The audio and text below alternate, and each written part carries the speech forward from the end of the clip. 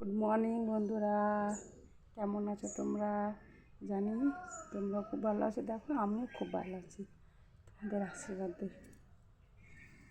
চলে এলাম ছাদে। দেখো চলে এলাম ছাদে। ছাদে তো বৃষ্টিটা থামলো। দেখো আমাদের তিরপালে কত জল জমে আছে, বুঝেছো? এই যে জল কত পড়েছে। আর কালকে তো ডাক্তার দেখাতে গেছিলাম ছেলেকে, তো ডাক্তারে বললো সবজি খাওয়াতে। সবজি সেরকম দেওয়া হয় না, যেহেতু চিবাতে জানে না, ওই জন্য সবজি দেওয়াই হয় না। খুবই কম সবজি দেওয়া হয়, বেশিরভাগ আলুটাই দেওয়া হয়। হ্যাঁ, তো ওই জন্যে আমাদের শাক কী বল ধরো উঠছে, পুঁই শাক। তাই ভাবছি শাক কিনে নিই আজকে। তো ওই পুঁই শাক দুটো পাতা তুলে নিয়ে ছেলেকে সেদ্ধ করে খাওয়াবো।